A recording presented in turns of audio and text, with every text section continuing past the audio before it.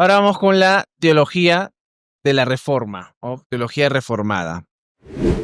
Yo creo que esta es la parte donde más conocemos, ¿no?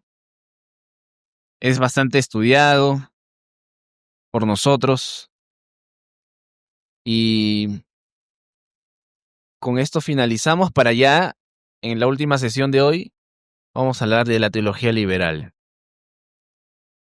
De la teología liberal, ¿no? Hasta aquí hay continuidad, hermanos. Continuidad en abrazar las doctrinas fundamentales, con idas y venidas, con aciertos y desaciertos. Y la reforma surge como respuesta a a excesos de la doctrina y práctica de la Iglesia de Roma y juntos con los que están con ella, ¿no? Entonces, la Reforma Protestante fue un movimiento que, así como otros eventos, fue providencial. Hubo prerreformadores como Juan Hus, que fue martirizado, Wycliffe, que tradujo la Biblia en inglés, ajá. Entonces, hubo ya, digamos, intentos, pero era como una bomba de tiempo, ¿cierto? Una bomba de tiempo donde se estaban acumulando algunos aspectos que van a hacer que finalmente Martín Lutero salga a escena. Entonces, Martín Lutero, a diferencia de muchos otros, tiene una personalidad bastante particular. Incluso su misma conversión es también algo que destacar, y esa es la razón por la cual se vuelve monje. Martín Lutero fue una persona bastante latigada por su propio pecado. Los encargados del monasterio en donde él estaba estaban hartos de él, porque pasaba horas y horas y horas confesando sus pecados. Entonces, Martín Lutero fue profesor también destacado, y Martín Lutero fue el reformador de Alemania, Juan Calvino en Ginebra, Zwinglio en Suiza, y hay un teólogo llamado Cranmer en Inglaterra. Aquí se van a dar las confesiones reformadas, como ya saben, la confesión helvética, la confesión de Westminster, Londres, el catecismo de Heidelberg y todos estos aspectos doctrinales, ¿no? Así como la Iglesia Católica Romana ya tenía, digamos, un estándar o, claro, principios doctrinales que servían como estándar, era natural que los reformadores también tengan su sistematización. Es un retorno al principio de sola escritura, ¿no? Este principio no es que, o los principios de la Reforma no es que hayan sido descubiertos ahí. La justificación por la fe, la sola gracia o las 5 solas, que nosotros también conocemos, es en realidad la recuperación a la continuidad que ya hemos estado viendo, ¿no? Entonces, una reacción frente al catolicismo romano, también frente a excesos radicales. Por ejemplo, también estaban dentro de ah, del movimiento reformado, hubo movimientos también marginales. Entonces, la teología reformada es la maduración sistemática de la reforma que unifica la fe bíblica confesional e histórica en un sistema integral. Vamos a ver un poco de las características principales. En primer lugar, vamos a ver una centralidad en Dios, ¿no? Dios como el principio y fin de todas las cosas. Hay un catecismo muy conocido que es el Catecismo Mayor de Westminster, que marca esta centralidad.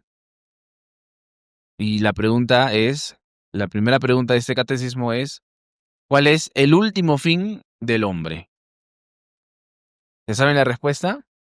Glorificar a Dios y vivir y gozar de Él para siempre. Entonces, la gloria de Dios era la centralidad.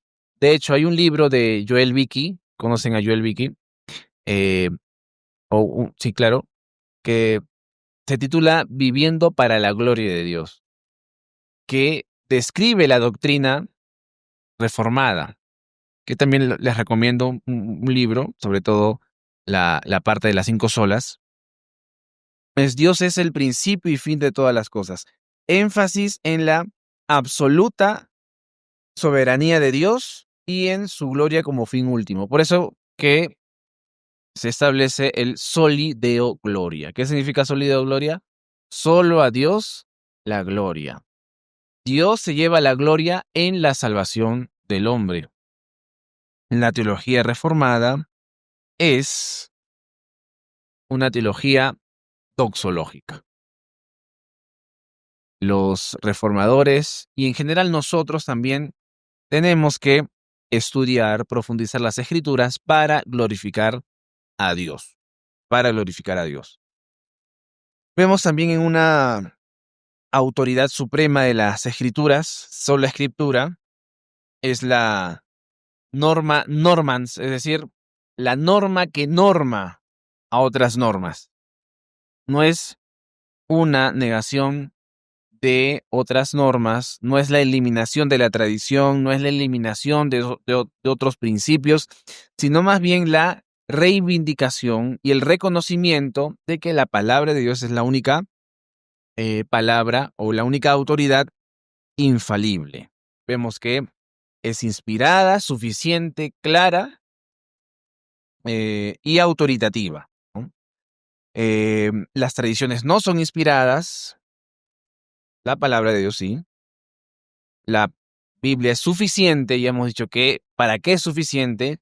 Para la salvación del hombre, y es lo suficientemente clara. También hay que aclarar lo de la claridad de las Escrituras. ¿Qué queremos decir con claridad de las Escrituras? Cuando decimos la Biblia es clara, ¿pero acaso no hay versículos bíblicos que son difíciles de interpretar? Entonces, ¿por qué decimos que la Biblia es clara? Exacto, es clara en su mensaje central.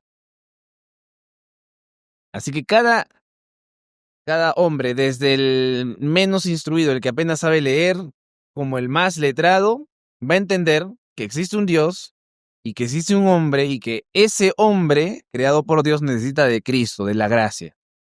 Aunque con su necio corazón pueda negarlo, ¿no? Pero es claro en que necesita la salvación. Entonces el sistema reformado también se ve a sí mismo como la exégesis fiel de la Escritura. No solamente es tener la Escritura como suprema autoridad, sino que es interpretarla bien. Y por eso es que hemos visto esos apuntes hermenéuticos para una buena interpretación de las Escrituras. Entonces, se pone por sobre todo la gloria de Dios, se pone como suprema autoridad la Escritura y además se pone a la gracia de Dios también como énfasis. La gracia de Dios. La gracia de Dios. ¿Esto de la gracia de Dios era nuevo? Por supuesto que no. Era la recuperación de las doctrinas que se habían abrazado anteriormente. La salvación es obra soberana de Dios desde la elección hasta la glorificación. Hasta la glorificación. Aquí se fundamenta el sistema conocido como los 5 puntos del calvinismo. Los 5 puntos del calvinismo. Ya lo vamos a ver en los... Entonces, hay una unidad teológica. Hay una relación inseparable entre la teología bíblica, histórica y sistemática. Bíblica, histórica y sistemática. Entonces, la teología reformada no es fragmentaria, sino un sistema orgánico.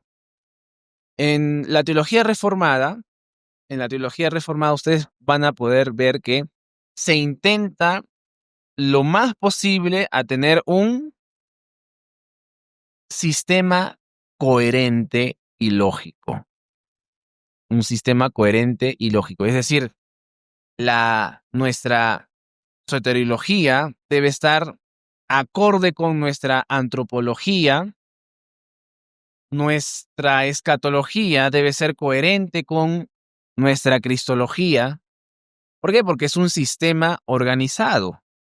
Por eso que ahí se da el boom de las teologías sistemáticas, como dije el día de ayer.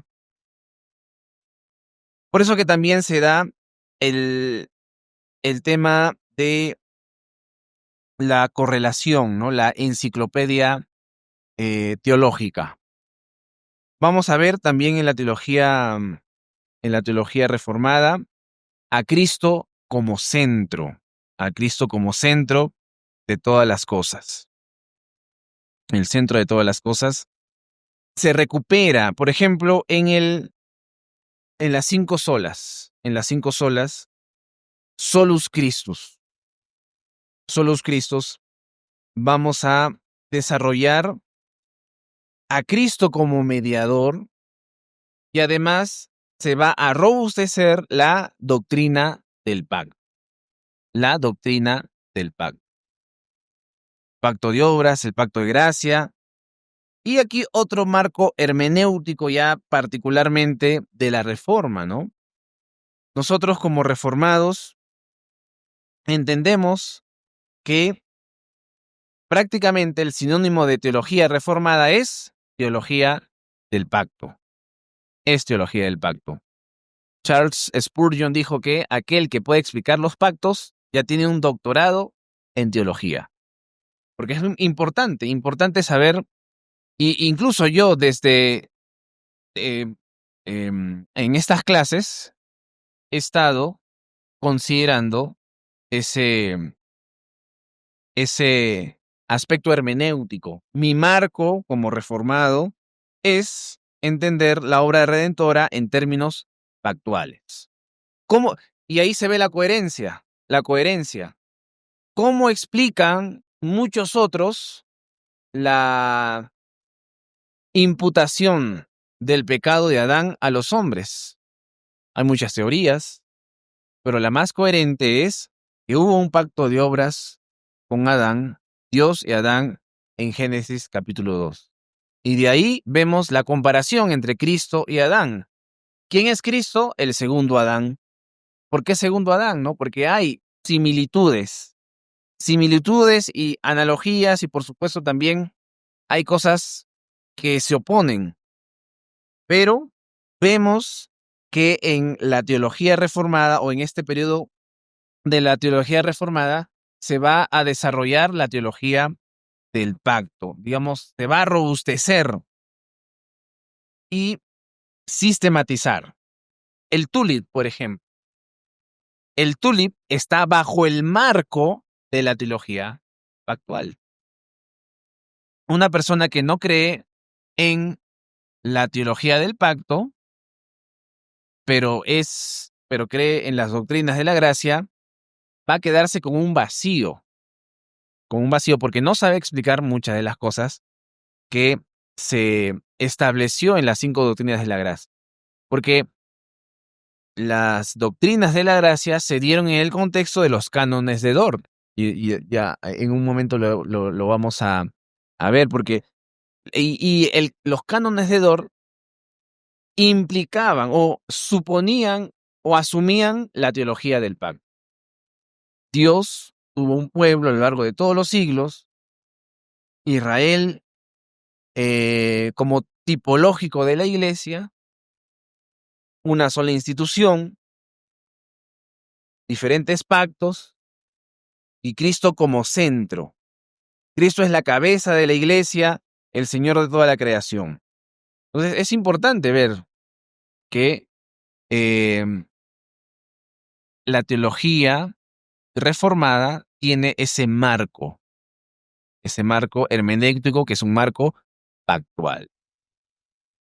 Y finalmente, otra característica de la teología reformada es vida y piedad reformada. La teología no es especulativa, sino práctica y doxológica. Práctica y doxológica. La verdadera teología reformada busca formar creyentes que vivan para Dios en todas las áreas, en la iglesia, la familia y la sociedad. No como el exceso que tuvo el monasticismo, sino que el evangelio era algo integral, que según en la medida en que de la providencia de Dios avanzaba. ¿Por qué digo esto? Porque muchos dicen que sí, que hubo muchos avances, que la teología o el protestantismo, la reforma, trajo más luz en la economía, en la ciencia, y en cierta medida es así. Pero no toda expansión del evangelio necesariamente va a traer ello. Porque bien hubiese podido haber persecución, como en los primeros años de la cristiandad. Es siempre providencial. Aportes, soberanía de Dios en todo, doctrina del pacto, doctrina de la gracia soberana y confesionalidad. Confesionalidad. Regresamos al hecho de la precisión doctrinal. Precisión doctrinal. Cosa que en la época moderna simplemente no existe. Mientras más ambiguo sea algo, mejor. No lo dicen así, pero en última instancia lo es. Vamos a ver algunos aspectos, sobre todo de las 5 solas, que son una de las o de los elementos más importantes de la teología reformada, o al menos de la teología protestante, al menos de la teología protestante, ¿no? ¿Por qué digo eso? Porque se puede ser protestante sin ser reformado, ¿no? Aceptando estas 5 solas, mínimo. Por ejemplo, la sola escritura, la Biblia es la única autoridad infalible para la fe y la práctica. Sola fide, la justificación se obtiene únicamente por la fe en Jesucristo, no por obras. Creo que esto ya ustedes lo saben. Sola gracia, la salvación es un don gratuito, no algo que se pueda ganar. Solus Christus. Cristo es el único mediador entre Dios y los hombres. Ahí se recuperó, o también se consolidó la doctrina de la mediación entre Dios y los hombres a través de la obediencia de Cristo. Se desarrolló también la doctrina de la obediencia activa y la obediencia pasiva de nuestro Señor Jesucristo.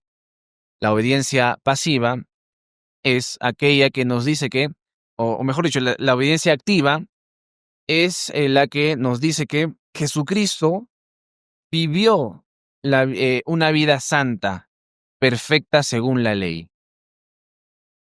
Entonces, Cristo vivió sin pecado.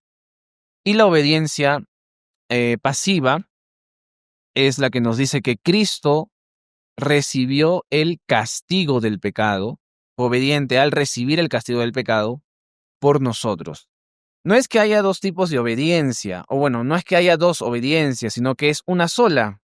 Y estos dos son simplemente 2 aspectos de la obra de nuestro Salvador. Y finalmente, solideo gloria. Toda la gloria del creyente toda la vida del creyente debe ser parte de la gloria de Dios. Y vamos a ver los cánones de Dort. Los cánones de Dort como una muestra del desarrollo doctrinal entre las controversias. El contexto histórico respuesta al arminianismo. Esto fue en Países Bajos, en el siglo XVII, 1610. Entonces, tras la reforma, la Iglesia reformada holandesa enfrentaba divisiones teológicas. Jacobo Arminio. Y de hecho, miren, esto de Arminio y Calvino, ¿no? Fue prácticamente cuando ellos dos no estaban. Fueron más que todos tanto los estudiantes de Arminio como los seguidores de Juan Calvino. Y se inmortalizó. Entonces, Jacobo Arminio, un profesor de Leiden, fue una ciudad en Países Bajos, cuestionó aspectos de la doctrina reformada sobre la gracia y predestinación. Entonces, sus seguidores presentaron 5 puntos. En realidad, las doctrinas de la gracia que nosotros queremos fue una respuesta a esas propuestas.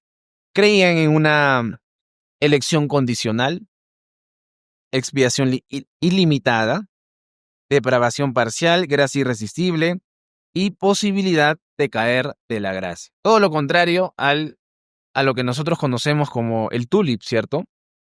Total depravación. Y bueno, ahí vamos a ver en un momento. ¿Cuál fue la respuesta de la oficialidad? Porque el sínodo de Dort debe verse como un juicio. Es en manera de juicio. Entonces fueron delegados de varias iglesias reformadas de Europa. Estuvieron Inglaterra, Alemania, Suiza, conversaron, analizaron las propuestas de estas de los seguidores de Arminio y finalmente condenaron al arminianismo y afirmación de la doctrina de la gracia soberana. Entonces, no propiamente los catalogaron como herejes en sí mismo, pero en muchos casos a todos los arminianos les quitaron el derecho de enseñar, el derecho de ser ministros, y en algunos casos los exiliaron. Quizá en la práctica pudiésemos decir pues que los anatemizaron, pero no en el sentido formal, pero sí más que todo en lo práctico, ¿no? La naturaleza del documento, de estos cánones de Dort, no es un sistema completo de teología, sino una respuesta incluso pastoral. Es una respuesta pastoral a este problema que estaba teniendo. Fue una respuesta pastoral y confesional a un error específico, el error soteriológico, que implicaba, pues, a ver, tanto es así, hermanos, que tanta coherencia debe haber que lo que creamos de nuestra soteriología también va a decir mucho de nuestra cristología incluso. Entonces reconoce la complejidad del tema y exhorta a la humildad. Yo les recomiendo también leer los cánones de Dort. No es un documento tan largo, pero es importante que lo conozcan porque es parte. No solamente hay que quedarnos con los 5 puntos nada más, sino hay que saber el trasfondo de lo que ocurrió. Entonces, léanlo.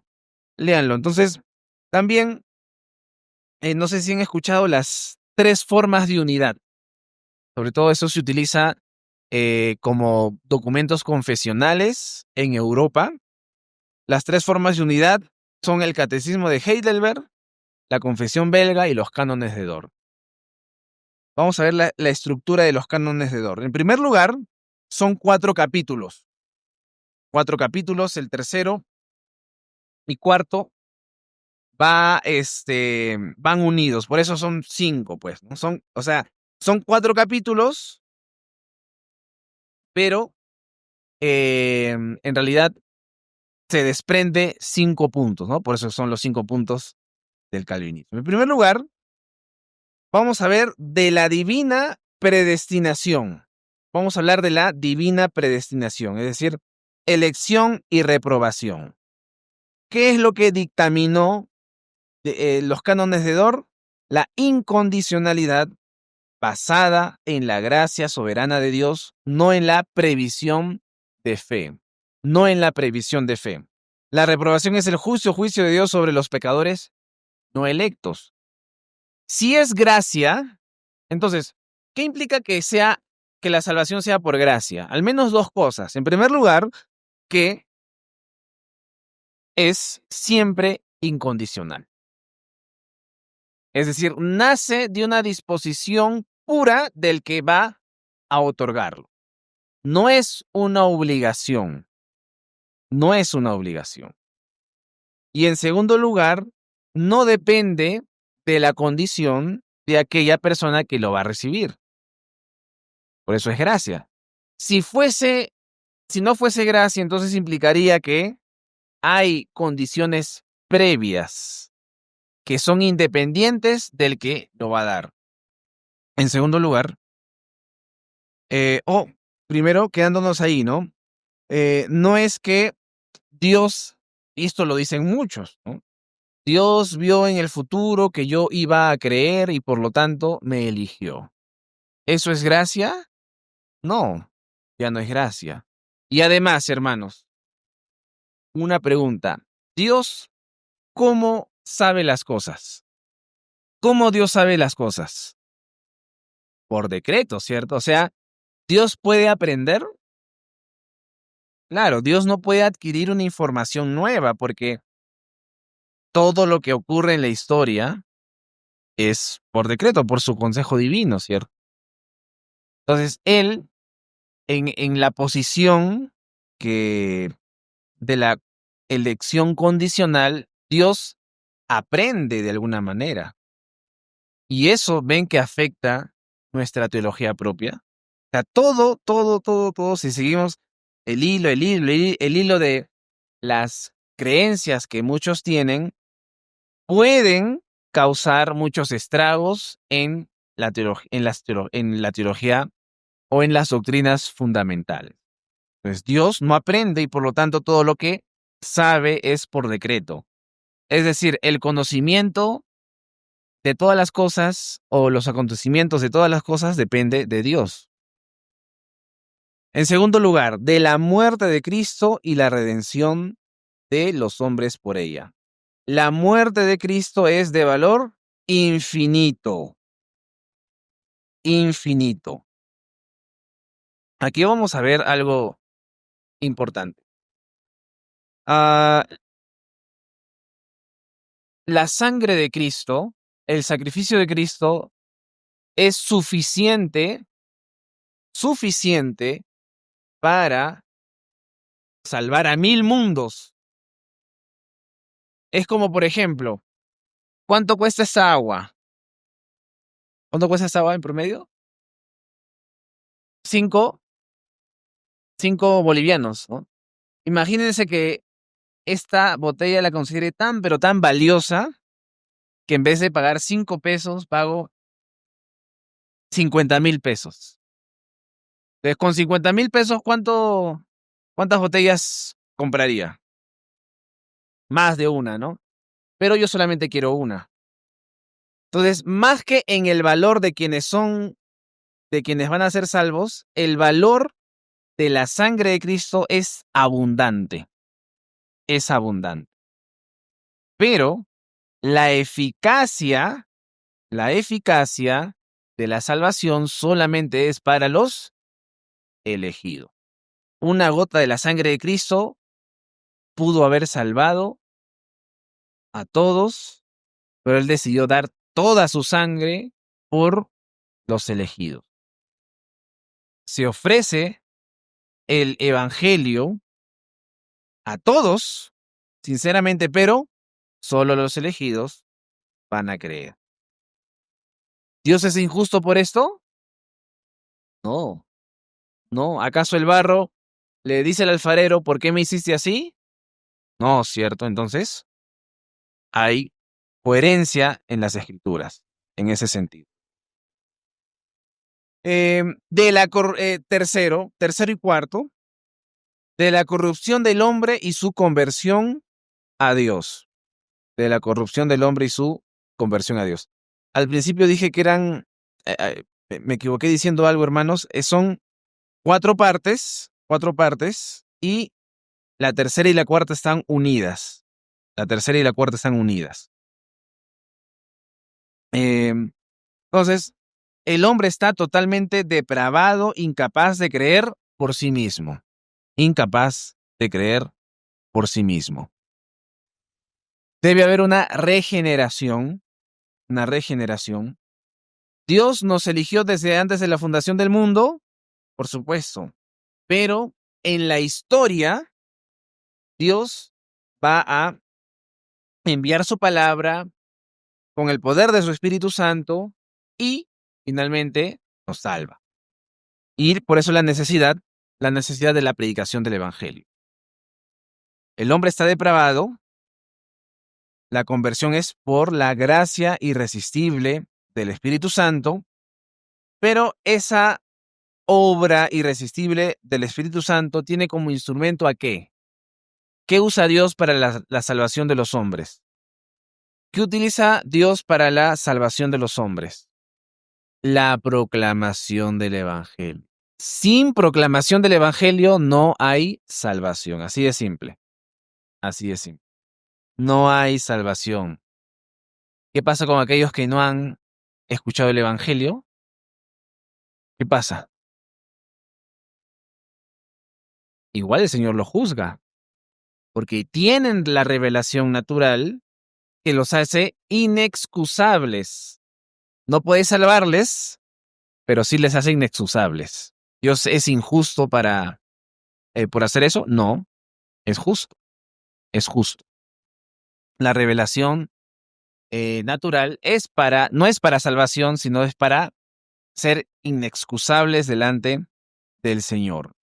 Entonces, la regeneración es un milagro de gracia, no una cooperación humana. Veámoslo como el nacimiento de un bebé. ¿Ustedes pidieron nacer? ¿Cuándo se dieron cuenta de que existían? Más o menos a las 3, 4 años, 5, uno cobra conciencia de su propia existencia. Es así con la salvación. ¿Qué dijo Jesucristo? El viento va y viene, pero no sabes de dónde viene ni a dónde va, ¿no? Simplemente lo sientes. Así son aquellos que nacen del Espíritu. Sí hay una conciencia y digamos que la regeneración es algo inconsciente, pero va a dar o va a mostrarse con elementos conscientes. O sea, cuando nosotros nacemos, no nos acordamos que cuando estábamos en el vientre de la madre, ¿no? Pero ya nacimos y poco a poco maduramos, fuimos conscientes. Eso pasa en la vida cristiana. Cuando uno es regenerado, luego de haber sido regenerado, ¿qué es lo que va a mostrar? La conversión, sí. ¿Cómo se muestra esa conversión? La fe y el arrepentimiento. La fe y el arrepentimiento son aspectos muy importantes, claves, que debe estar en nuestra mente. ¿Ok? Entonces, las enseñanzas y, digamos, la conclusión o la suma de la doctrina que se enseña en los cánones de Dort son el acrónimo TULIP, ¿cierto? Total depravación. Bueno, está en inglés, ¿no? Pero es total depravación, que no significa que el hombre llegue a su máxima maldad, porque si no aquí todos seríamos unos Hitlers, unos Stalins, sino más bien todo lo que hace está mal, ya sea en menor o mayor medida. No vivimos para la gracia de Dios, ya que no hay ninguna otra cosa que Dios pueda ver en nosotros para ser salvos. Por eso es una elección incondicional. Elección incondicional. Y esa elección ya que es incondicional, hay un número limitado de elegidos. ¿Y sabemos ese número ilimitado de elegidos? No, no sabemos. ¿Quién es el que lo sabe? Solo Dios. Y esa información está reservada solo para Él. ¿Y de qué manera Él nos llama a esa salvación que había sido destinada para nosotros? Por la gracia irresistible. La gracia irresistible viene por la obra del Espíritu Santo y la predicación del Evangelio. Importancia, vamos a la importancia teológica de esto. Defiende el Evangelio de la gracia soberana, algo que no es negociable, no es negociable. En segundo lugar, resalta la centralidad de Dios en la salvación. La centralidad de Dios en la salvación. Si Dios es el centro de todos, también es el centro de la salvación y digno de la adoración. El hombre no es el centro. Incluso Dios nos salvó, pero a causa de su propio nombre. El Salmo 23, uno de los salmos más conocidos, dice: Jehová es mi pastor, nadie me faltará. Dice que él, para no citar mal, a veces lo digo de memoria y me equivoco. Salmo 23 dice: confortará mi alma y me guiará por sendas de justicia por amor de su nombre. Por amor de su nombre. Dios hace todo lo que hace por amor a su propio nombre. Si Dios te ama es porque, en primer lugar, ese amor lo glorifica a Él. Lo glorifica a Él. También da seguridad. Perdón, en el último, creo que no hablé del último punto, que es la perseverancia de los santos. Aquel que es elegido va a perseverar hasta el final. Va a perseverar hasta el final. Va a perseverar a pesar de su pecado, del pecado remanente. Luego nos da seguridad. La salvación no depende del hombre, sino de Dios. También sirvió para unificar en ese momento a las iglesias reformadas. Y también sigue siendo una declaración más clara contra el pelagianismo, por supuesto, que negaba de manera radical estas doctrinas. Entonces, esto es una declaración, una herramienta muy útil para que cada vez tengamos más precisión doctrinal. Y ahora vamos a la teología liberal. Nos ya hemos barrido con la historia más de 1500 años. Sí, o sea, no hay algunos dicen que es primero el arrepentimiento y luego la fe. Yo creo que es algo simultáneo. Algo que, o sea, alguien que cree que Cristo es su Salvador se va a arrepentir y alguien que está arrepentido va a creer, ¿no? Entonces no creo que... Hay discusiones, pero realmente yo pienso que son dos caras de una misma moneda, ¿no? Hay que recordar también a qué tipo de fe nos estamos refiriendo, ¿no? Eso les puede servir también para evangelizar y para determinar si una persona realmente tiene fe. Eh, Hay tres aspectos. En primer lugar está el aspecto informativo. La fe implica, hay una fe que nada más es informativa, que en términos técnicos es notitia. Notitia, que quiere decir que meramente es la información. Meramente es la información. Que, o sea, que la mayoría de occidentales tienen, ¿no? Al menos saben quién es Jesús. El hecho de saber, o le preguntas a una persona por la calle y que medianamente esté informada, tú dices: oye, ¿quién es Jesús? Ah, sí, el de la Biblia, ¿no? ¿Eso es tener fe? No. Es un aspecto de la fe. Porque quien va a ser creyente debe saber quién es Jesús. Está la información intelectual. Pero eso basta para considerar a alguien verdadero creyente, solamente con saber de manera intelectual, ¿sí o no? No, pues, no. Por eso hay otro aspecto de la fe que es que en términos técnicos también es ascensus, es decir, el asentimiento. Jesús existió, es el de la Biblia que fue a la cruz, y tú dices, sí, efectivamente, creo que fue a la cruz, sí, pero ¿eso es suficiente para tener la verdadera fe? ¿Qué creen ustedes? ¿Asentir? ¿Quiénes creen y tiemblan, pero no son salvos? Los demonios, ¿no? Los demonios. Entonces, hay un aspecto adicional que se necesita para aplicar la fe verdadera, que es en términos técnicos, fiducia, fiducia, con doble C. Es no solamente la información, no solamente el asentimiento, sino también el colocar nuestra esperanza en lo que hizo Jesucristo. Es ya descansar en Él. Esos son los tres aspectos de la fe. Y otro aspecto del arrepentimiento. En el arrepentimiento también implica un impacto intelectual.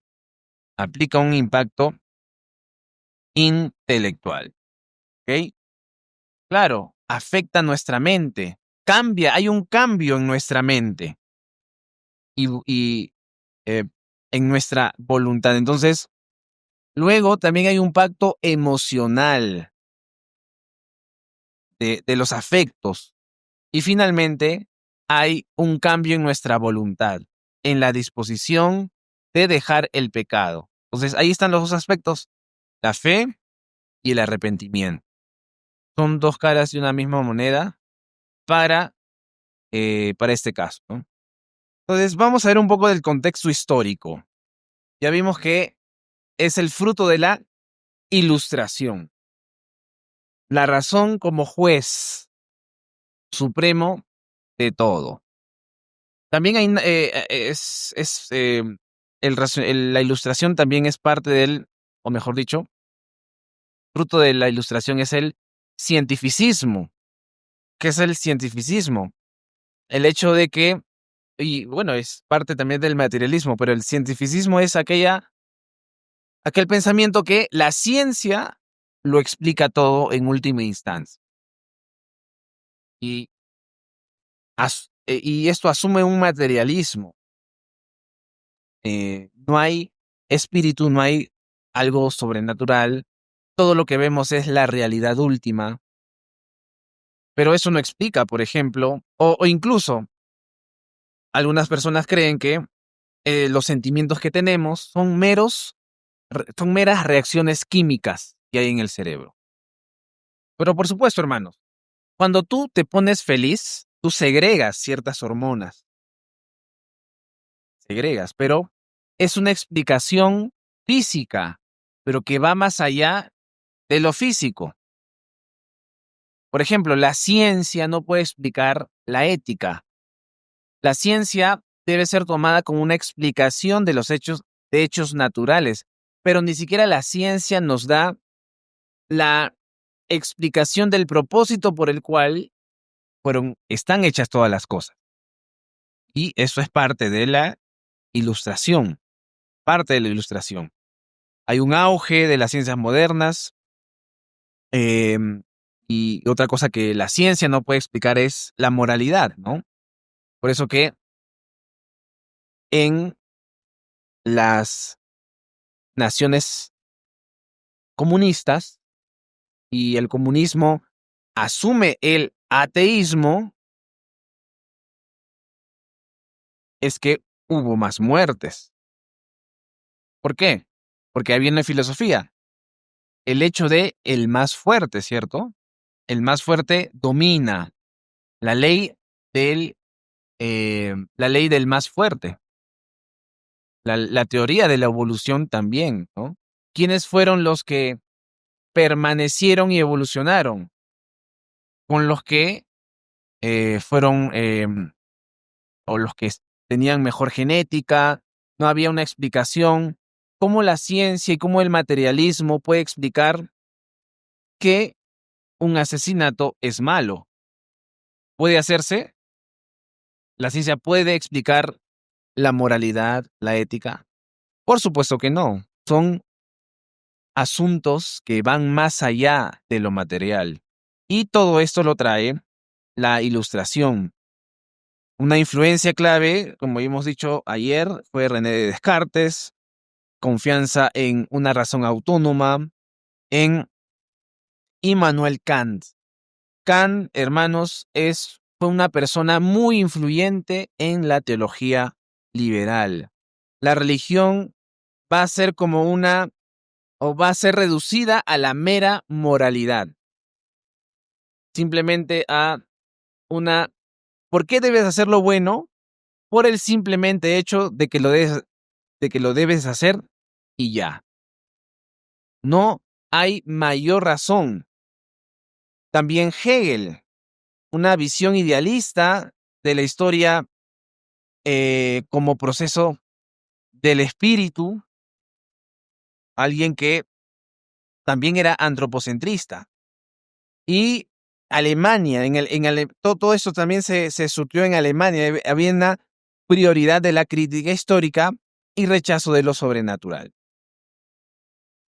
En teología, su máximo representante, y que ya lo vamos a desarrollar con mucho más detenimiento, fue Friedrich Schleiermacher, conocido como el padre de la teología liberal.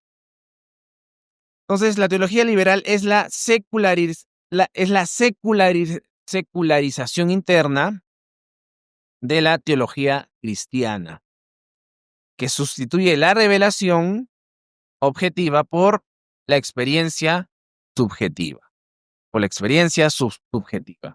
Queriendo ser sabios, se hacen necios. Queriendo utilizar la razón, el intelecto, terminan siguiendo sus propias pasiones. Características principales de la teología liberal. En primer lugar, el antropocentrismo. En la teología reformada que habíamos aprendido, sólido gloria. Solo Dios la gloria. Yo hago las cosas para darle la gloria al Señor. Mi pensamiento, mi interpretación va a poner a Dios como el centro de todas las cosas. Como el centro. Pero el centro ya no es Dios, sino el hombre. El hombre. En virtud de darle ventaja al hombre, se deja, hermanos, a Dios fuera. La religión, por ejemplo, Schleiermacher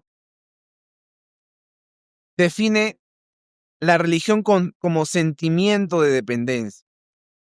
O también, como Kant dice, conciencia moral. Es una moralidad y nada más.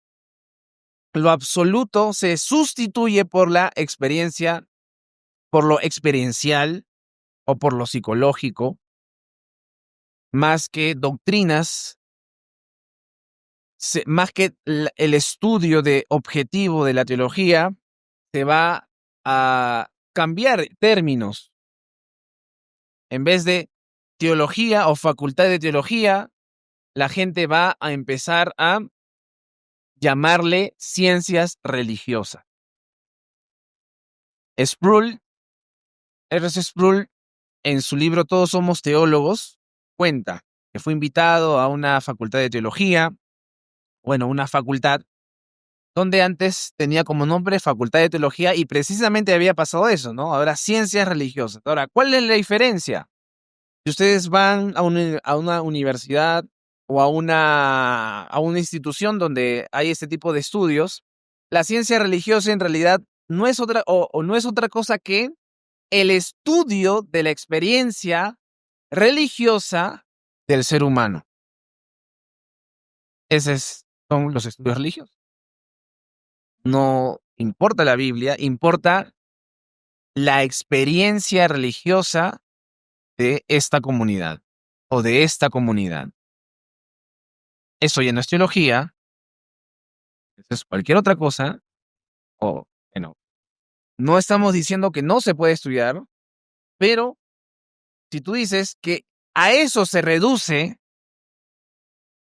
lo que Dios quiere mostrarnos, pues estamos equivocados.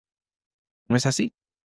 En segundo lugar, rechazo de lo sobrenatural. Claro, negamos a Dios o Dios o el hombre es el centro de todas las cosas, por eso que la razón humana es lo principal, el materialismo, y por eso que los milagros, la inspiración, la resurrección de Cristo se ven como mitos, son expresiones de fe. La Biblia es una expresión de fe de cómo los creyentes de esa época vivieron su propia experiencia o sus propios sentires. No hay inspiración, la Biblia no es autoritativa, es un libro más o un buen libro de moralidad. Cristo es un ejemplo moral más que un redentor. Así de simple. Si quitamos lo sobrenatural de las Escrituras, realmente Cristo no es nadie. Porque fuera de la revelación divina, nadie podría esperarse la encarnación, por ejemplo. La encarnación. ¿Podemos, a la luz de la naturaleza, descubrir la encarnación? Es imposible. Por eso que son las Escrituras quienes nos dan esa información, y si creemos que las Escrituras no son inspiradas, que no son divinas, entonces todo se vuelve fábula. Buenos consejos morales. En tercer lugar, crítica bíblica racionalista. Racionalista. Una cosa es la crítica bíblica razonable, otra cosa es crítica bíblica racionalista. Y ahí el racionalismo es cuando ponemos la razón como el juez de todo. La Biblia se estudia como cualquier otro libro antiguo. Así como los libros mesopotámicos, libros orientales, así mismo es la Biblia. Incluso van a ver comparaciones. La Biblia es una copia de los libros mesopotámicos. La Biblia o Jesús es una copia de estos otros mitos que ya estaban relatados. Pero les recomiendo leer la tercera parte del primer libro que deben leer, que es Contemplando a Dios con la Gran Tradición, donde el autor desmiente eso. Desmiente. Porque en los libros antiguos vamos solamente a describir el Génesis. En el Génesis se sabe quién creó todo, se sabe cómo creó todo, por su palabra. Hay un inicio.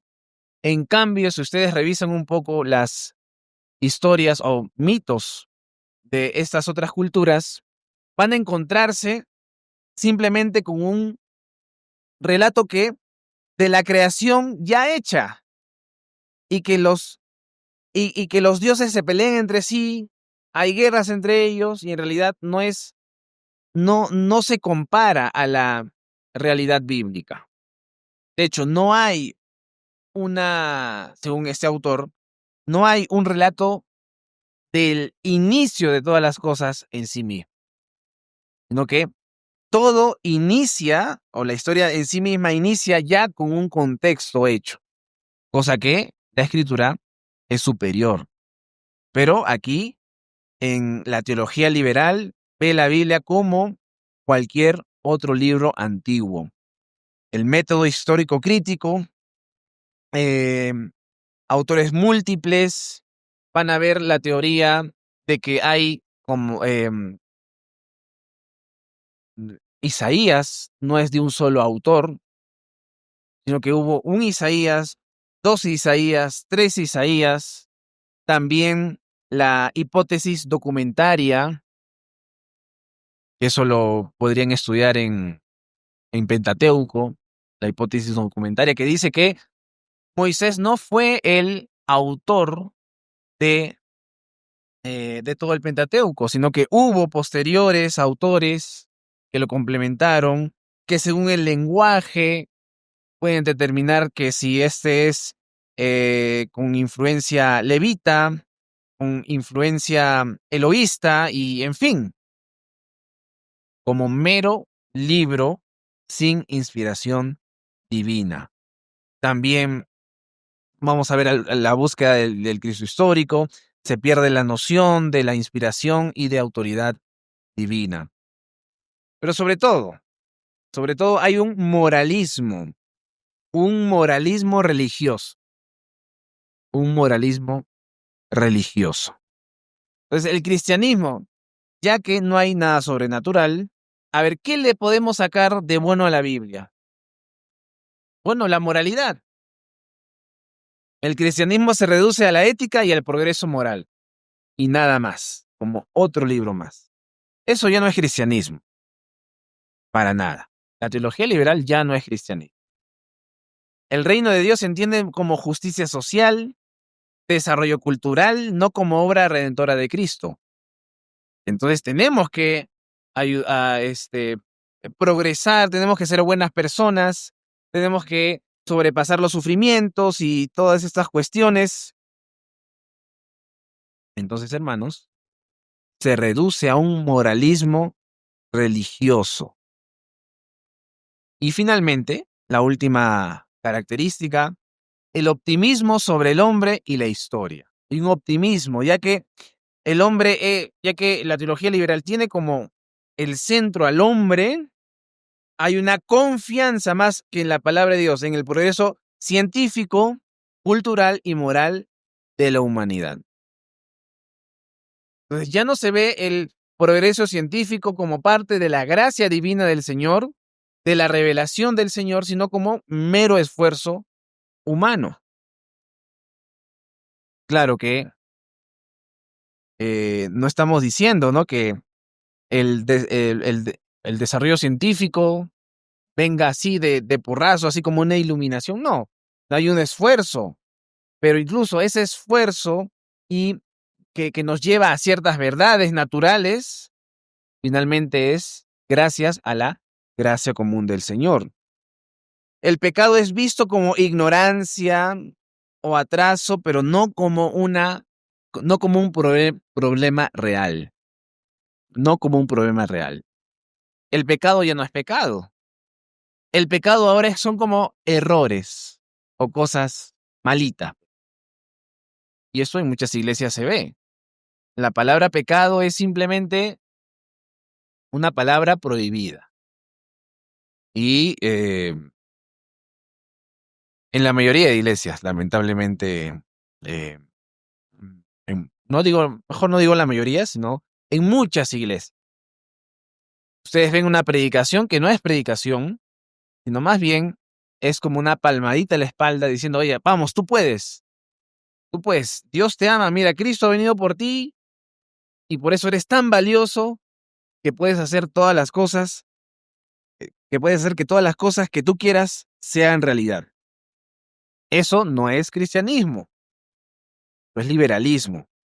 La salvación ahora se entiende como educación, como un perfeccionismo humano, no como una redención por gracia.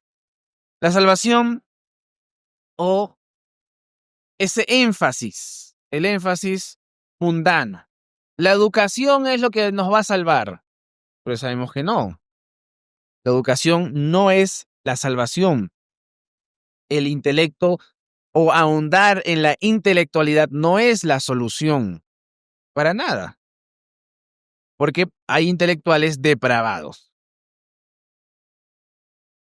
Alguien puede estar con saco y corbata, tener mucho dinero, ser un excelente profesional, pero ser un total inmoral e irse al infierno. ¿Cuál es el diagnóstico, hermanos,